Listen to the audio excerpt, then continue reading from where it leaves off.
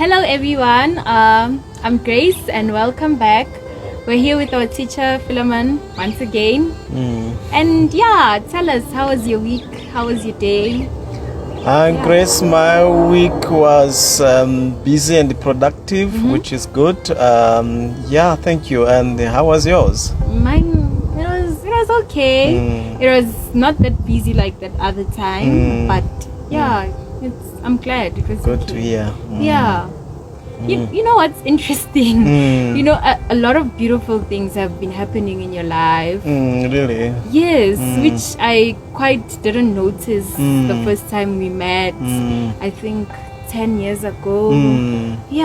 For instance, the skills you're doing with your hands, the ministry with people around you. You know, you amaze us with the things you do in our homes. Okay. Like, where did you get all that? Like, Grace, truly speaking, just the Spirit of God upon me. Yeah, that's all. Yeah. Okay. Thanks.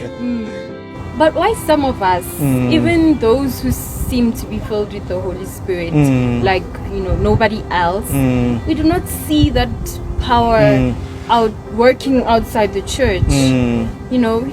So won't you please help us understand and be more practical with the things of God, things about God in our daily lives? Okay.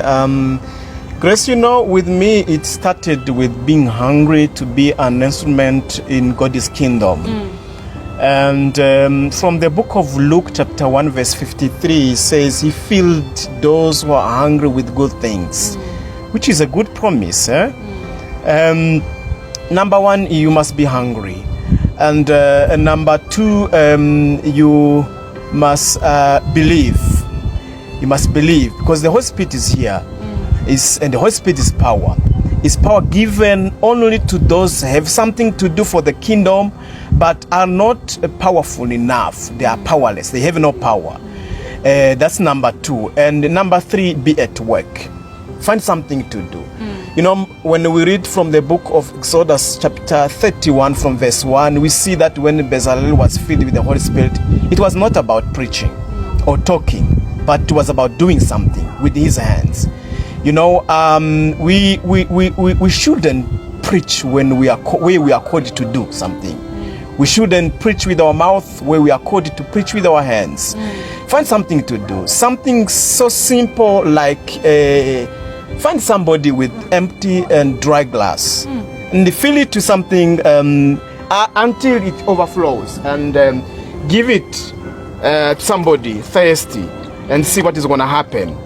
Something simple like that. Somebody maybe you will probably not meet again, to expect a thank you or not able to pay you back, and see what is going to happen. Something simple like that. Find something to do. So simple, and they will see. Sure.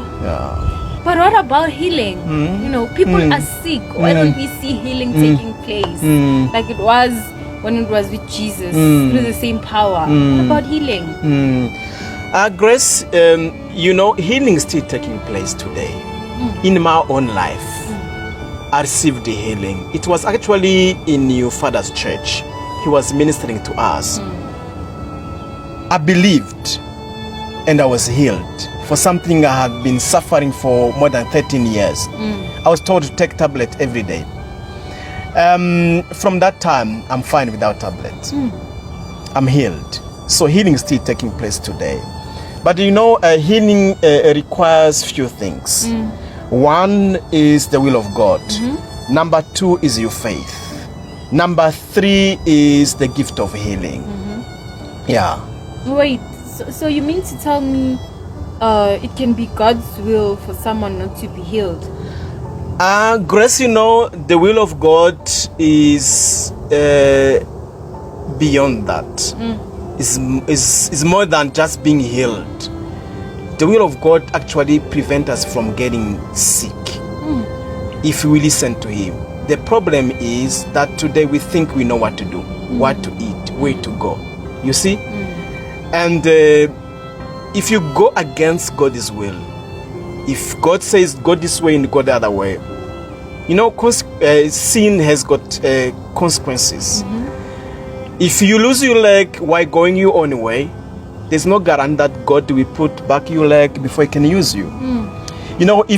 When we read from the book of Judges from chapter 13, we see that Samson was called by God to fight for Israel against the Philistines. He was given a gift. He was powerful. And he was called by God. But instead of keeping or watching on his gift, fixing his eyes on his gift and calling, he went after a prostitute, Delilah, until his eyes were gouged out. But the amazing thing is, he killed Philistines more when he had no eyes, more than he killed when he had eyes. So God can still use you, whether you got eyes or not. There's no guarantee he has to fix what is broken or missing because of you not listening to him. Yeah. That's true, eh? That's true. Yeah. So there you have it, guys. As we can see, you don't have to lose your eyes to serve God better. Stay tuned for more, and we'll be back soon. Bye. Bye.